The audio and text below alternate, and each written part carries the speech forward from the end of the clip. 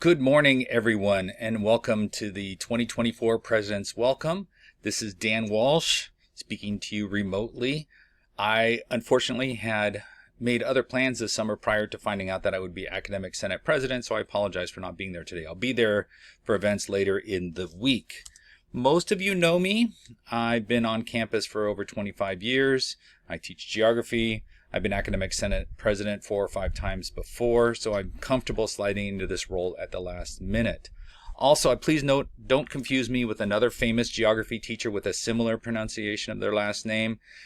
He's somewhere in Minnesota, so we're not going to worry about him for right now. Let me introduce our Academic Senate leadership. Of course, there's me, the Senate President, Michelle Gustafson, our new Academic Senate Vice President, Margot Lovett, our past President, and Frank Gonzalez, who will be taking over for me after 2 years as the next Academic Senate President, and Michelle Duffy, our recorder.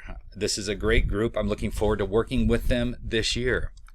So, for those of you unfamiliar, what's the responsibility of the Academic Senate? You know, you keep hearing that 10+1 bantered about, and really, in the simplified terms, we're responsible for the academic side of the house. The Faculty Association is responsible for the working conditions. We're responsible for everything related to teaching, and they're listed all out here. I'm not going to go through them one at a time. I'd be more than happy to have a 10+1 discussion with you if you want to learn more about it.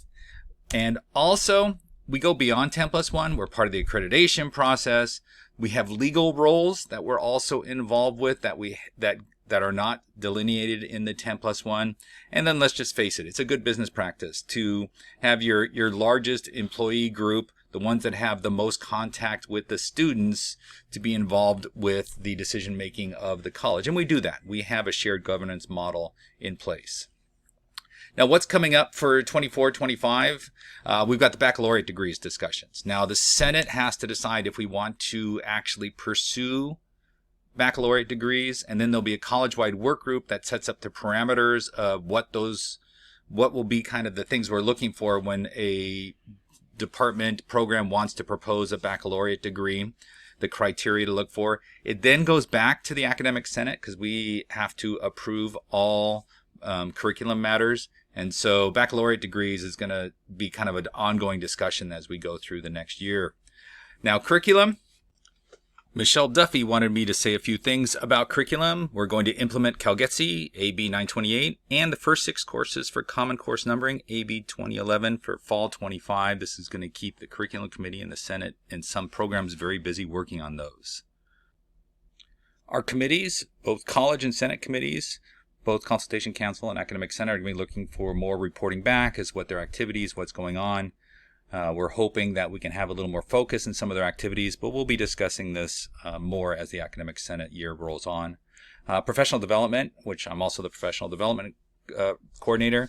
We've got Great Teachers Conference returning. We'll be discussing that at a session tomorrow at noon. And we want to, as I mentioned earlier about the committees, we want to be focusing on decreasing the equity gaps in some of our student populations, but I'm kind of hoping we can focus on instruction, some of the things that you can do in the classroom or with students to help them succeed. And I want like more hands-on and realistic things. And one of the things that is simple that we can all do is to humanize things, is put our own personal touch into stuff. So students remember, they look forward to the class, they feel a connection with the instructor. And even if they're an online instructor, you can still make that connection. So here I am thinking about what I can do to humanize my presentations to students and my contact with students. And then for many of you, you remember, I've done these presentations before. So what's one of the hallmarks of my presentations, of course, is where have I been? So in my where have I been isn't just Dan's travel log. It's kind of I use this in the classroom. Is that when I'm in a place, I'm looking at what's happening. Now, I've been lucky during COVID to be able to travel a little bit, including the Cayman Islands. And there was so many things going on those small little islands, including we were able to miss Hurricane Elsa by 1 day. The airport shut literally hours after we were able to get out of there. Now, in the state of California, we've got some wonderful national parks here. Sequoia Kings Canyon is close enough a short drive. You can see the biogeography and climate change. You can see its effect on the the biomes both in the lower elevations and at the upper elevations, and fire ecology comes into play. All of these things we can work into the classroom. The Grand Canyon, obviously different issues as far as vegetation, but this falls into geomorphology. So all of these things, as I show these pictures to the students, and you can do the same things, is bring your lives into the classroom. And what it means to humanize a classroom is you're going to remember that instructor. You're going to remember what they're talking about. So I want to thank all of you. I want you to enjoy your Professional Development Week, and a special thanks to Christy Smead for all of her work that she's done to get this Professional Development Week going with me. So thank you, and thank all of you, and have a great 24-25.